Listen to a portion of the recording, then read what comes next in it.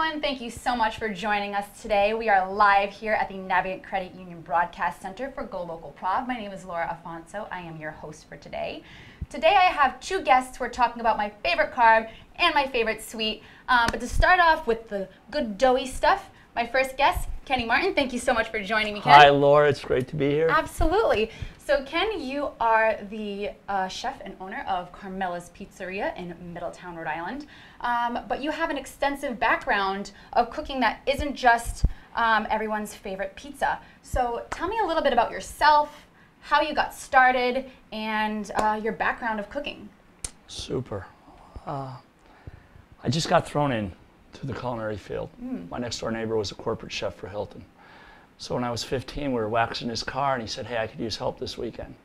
Little did I know help this weekend meant that I would be peeling shrimp all weekend, all weekend. For a big function they were doing, Elvis Presley was in town, and he was staying at the hotel. So at 15 years old, I got to cook the bacon for Elvis Presley. My first claim to fame. Not a claim to fame. That is impressive. Huge. How It's many huge. chefs can say that they've cooked for Elvis? Oh my gosh, I was a little kid wearing an apron back then, but it was Wow. what a great experience. Way to get your feet wet. No doubt about it. And you know, from then he took me under his wing, and I fell in love with cooking. I went to culinary school at a young age. 18 years old is really young to be going to culinary school. Yes. Started right. Where did you go? Culinary Institute of America in Hyde Park, New York. It's a premier cooking school. Absolutely.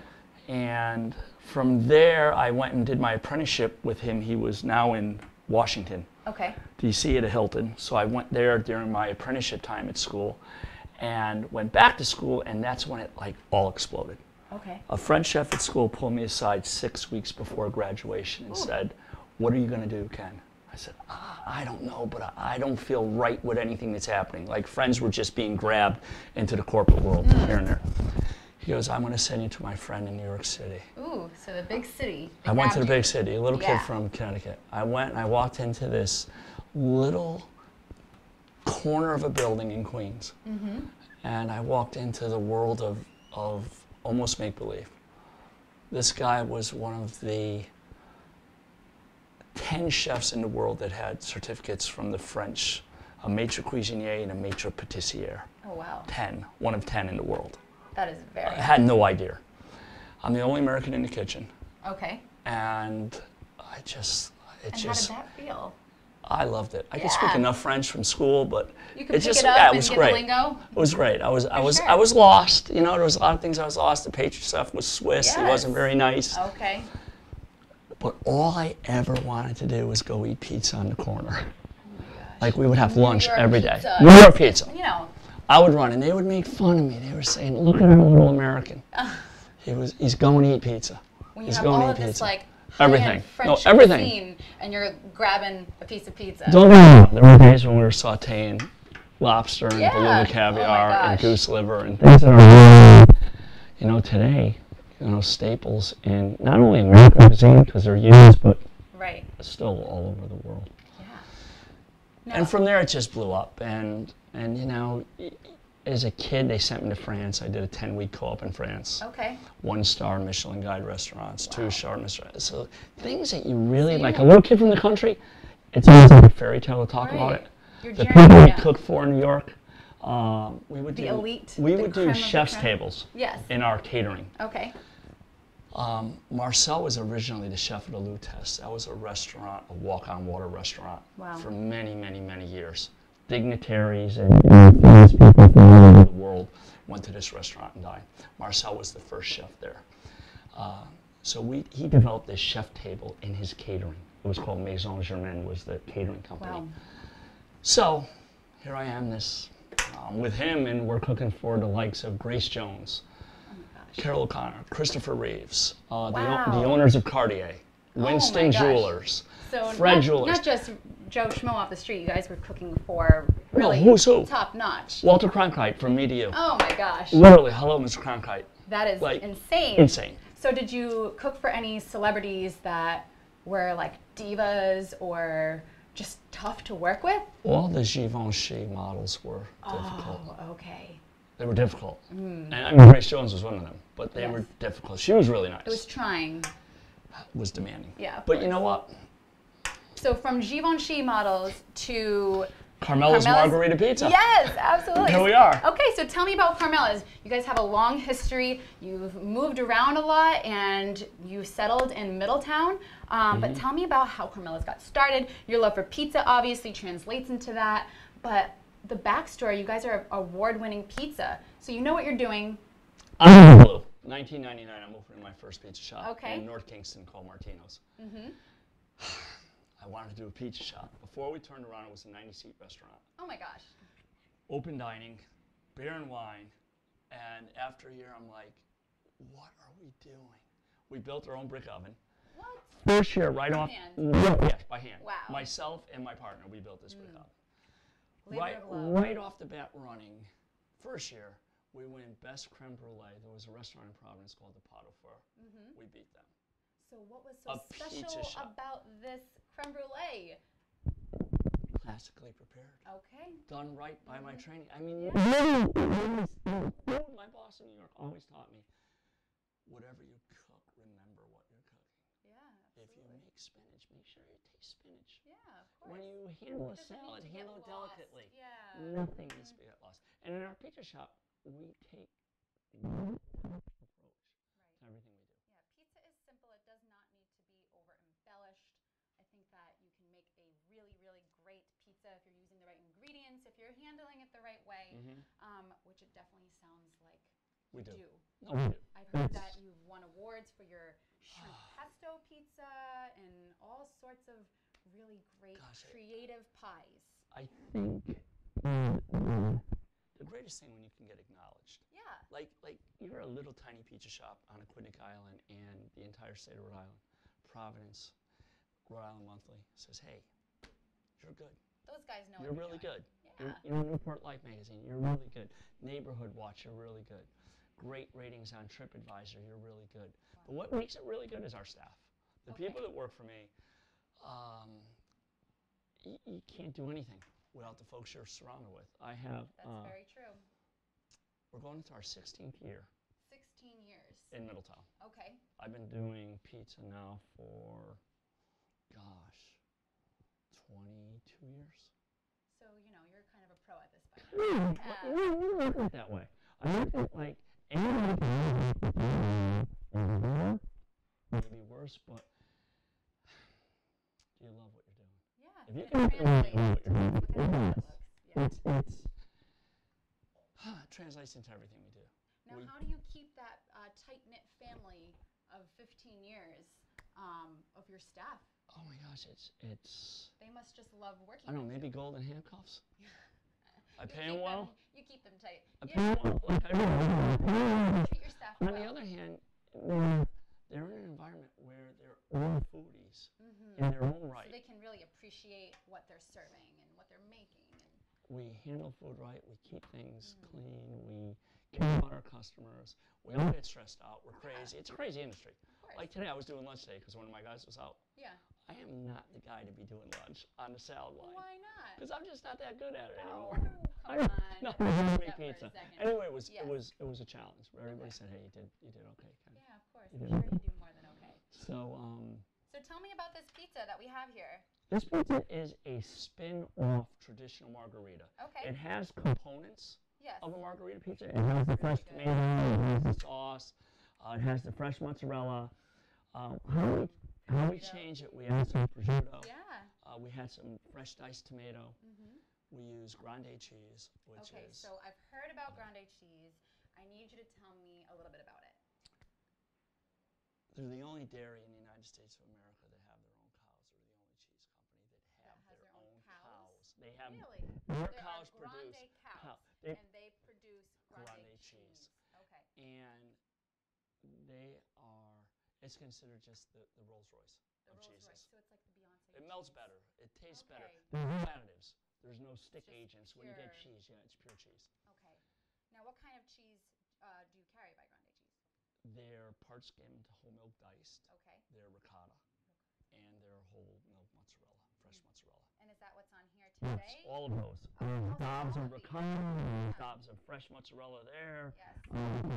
Some little bits and pieces of diced nuts, just to hold fresh, tomato sauce tomatoes.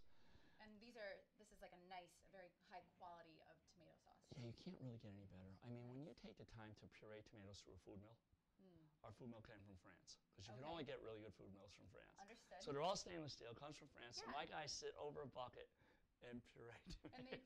And they make pizza sauce. Yeah. Yes, they make pizza sauce. But it's made in-house. It's that much more. It's a big difference. Yeah, like when you walk into our shop, you'll notice it's an open kitchen. Okay. It's nothing fancy. It's clean. It's neat. And but like pizza can be simple and it doesn't need to be. Yeah, we don't fry food, so you don't get anything that's unpleasant. Yeah. We roast them with garlic. We make it with marinara sauce. I can only imagine how good it must smell in there. Really good. Yes. Now you don't fry anything, so that must make the people who are health conscious and want, something that's not really greasy and yucky in their diet, they can come to you for that. Now you have. It really helps. Yeah, absolutely. It really helps. I mean, because we're the only pizza shop on the island that doesn't fry. Really? Yeah, they all fry. Okay. I mean, everybody fries. Who Everybody wants to tell fried foods is good for you. It really is not good for you. That's not the reason. I mean, I'm not.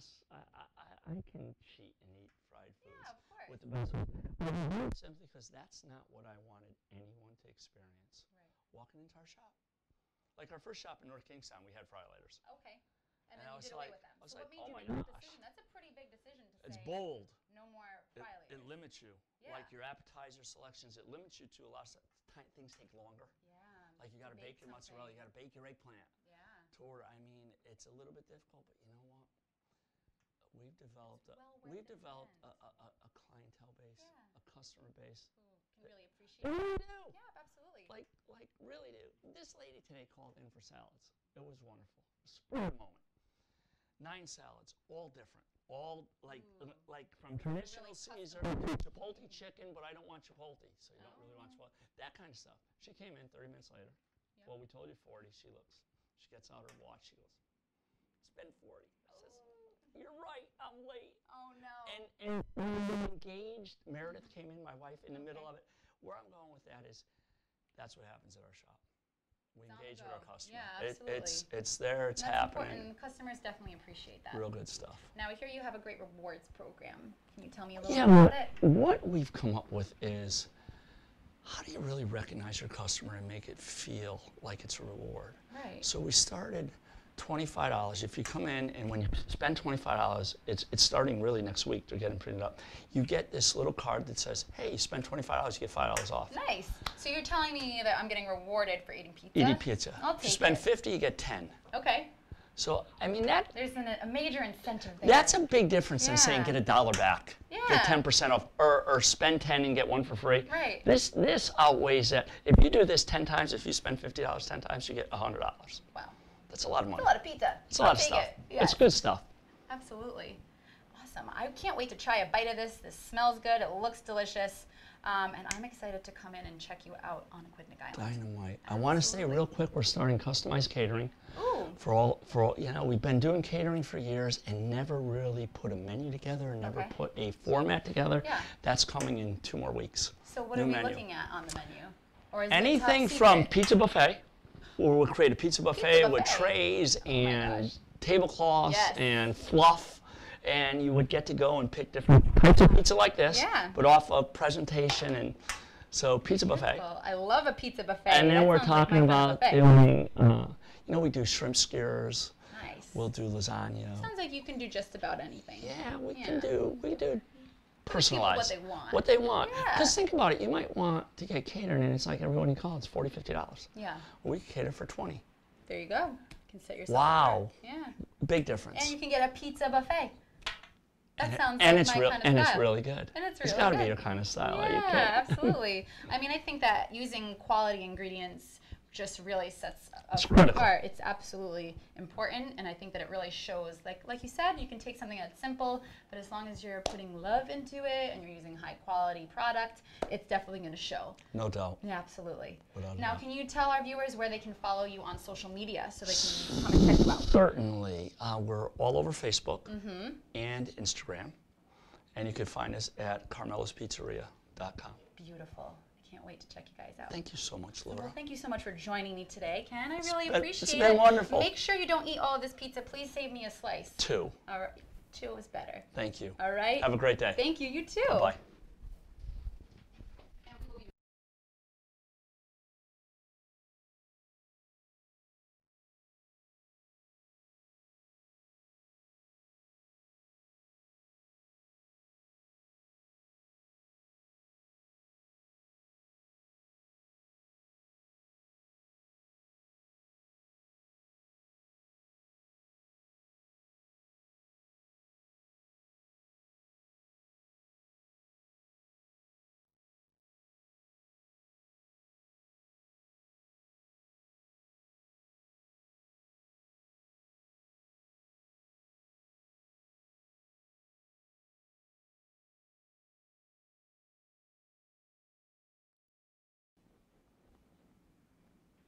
Thanks for tuning back in, everyone. I am here with my second guest, Victoria Young. Thank you so much for joining us today.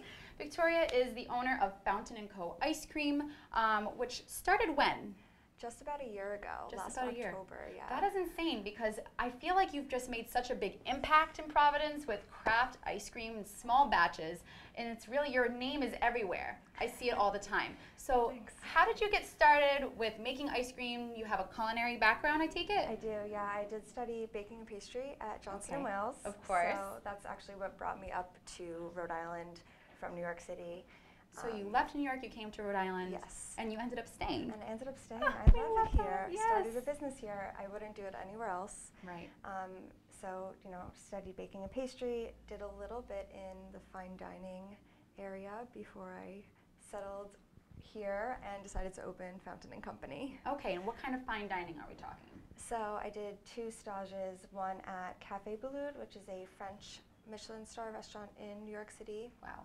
And then I worked at Noma, which is one of the world's best restaurants in Copenhagen under Rene Redzepi. That is impressive.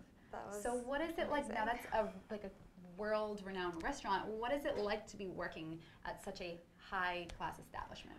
There's definitely a lot of pressure. I can imagine. But it's inspiring to be around so many people that want to like give their best in the food industry. So it definitely inspired me, and still inspires me daily to I'm sure that's something that do carries, my best work. Right, it carries with you, and you know, having that experience isn't something that you just can leave behind. Definitely not. Yeah. So how did that translate into ice cream? How did ice cream come into play? It's a great question. Yeah. I never expected to be doing ice cream. Okay. I never thought, when I grow up, I'm going to make ice cream for a living. It's really the aspiring dream to It do. And ice cream actually sounds like a really good place to be, though. It's awesome. I love it. For me, it sort of started accidentally. I was asked to do desserts for one of the Walrus and Carpenter Oyster Farm dinners. Okay, those are fun. So much fun. Yeah. It was amazing to be out there on the sandbar. And I ended up making sorbet. And then I had this ice cream machine that I purchased to make the sorbet. Yeah. And what am I going to do with this? You know, so I'm just making ice cream for friends here and there and playing around with flavors. And it kind of sprouted from that. I was loving it so much. I found myself every day going home from work to make ice cream and just like driving in the car, daydreaming of like, what flavors can I combine to make a new ice cream? Exactly. Yeah, awesome. It's kind of a blank slate. Yes. And so from there, Fountain & Co. was born. Yes. And I really think that small businesses like your own are popping up left and right, but you definitely make a name for yourself and you get yourself out there, and that is just huge. So kudos to you. Thank you. Absolutely. So Fountain & Co. is small batches, correct? It is, yes. We make everything from scratch. Mm-hmm. So sorbets, ice creams, which are often custard based, okay. So French style. What does that entail, custard? Yeah, so custard essentially means that we use egg yolk in the recipe. Okay. So we have milk, cream, egg yolk, sugar, and then whatever flavors. And those are really the ingredients that we use. We don't use any stabilizers or anything. It's really awesome because we can use like a lot of local ingredients. Right. So like we were just saying, you know, you could take a product that is simple, but as long as you're using high quality ingredients and everything that you're putting into it, it really can shine through. Yeah. Absolutely. Yeah. So maybe the custard is really what makes Your ice cream's it's just like so rich and creamy and delicious. And I know that you brought me a sorbet today, correct? I did. Okay, and what flavor is this? So this is a peach mango sorbet. Okay. And some people question what sorbet is. Yes. And for me, sorbet is fruit puree and simple syrup. And that's it. So the peaches come from Fort Town Farm in Seekonk. Okay. And then I used a little bit of mango juice. Obviously the mangoes don't come from Seekonk. Yeah, of course. But it's nice that you can get some local ingredients. But I really adore your sorbet because it tastes like this tastes like peach ice cream to me. It tastes so like lush and thick and wonderful. Thank you. Yeah. That has a lot to do with the sugar balance in the formula. So a lot of people have had sorbets that are icy and don't have a creaminess to it, and that has, again, like if you don't use the right amount of sugar, that's going to affect the texture of it. So, yeah, because it has that like nice smooth taste and texture to it. Yeah, that's really lovely. So, what other kind of flavors are your favorites? What have been I know you play around a lot with the different ingredients that you use, but what's your favorite that you've made so far? That's such a hard question. I get it all the time, and my answer changes consistently. Yes. Because I do change my menu every week. Yes. So I've repeated very few flavors. Vanilla will always be my favorite. I love a good vanilla ice cream. I like vanilla-based ice creams. Right. Like you could take vanilla, it's so simple, but then you throw things like Oreos or brownie, anything you could think of, you could put into a vanilla ice cream. I'm gonna love it. Totally. Yeah. I know that the fan fave has definitely been the Lucky Charms. Loved that one. Loved that one. That we called Good Luck Charm, and we did on Friday the 13th. Yes. So we infused the cereal. Yeah, we all need a little bit of good luck. Yeah, absolutely. Absolutely. That was a favorite with the marshmallows in there. Yeah. Now, you've worked with a lot of other local businesses as well, and we all love to see that cross-collaboration. I think that, honestly, to date, one of my favorite things that I've tried in the past year is the Burgundian waffle with a scoop of your ice cream on top. It was literally life-changing. I can't even put it into words. It was so good. So I love seeing that that crossover with different brands. So you've worked with a number of people, and that's really awesome. So who are, other than Burgundian? I know you've worked with PVD Donuts and Long Live Beer Works on the west side.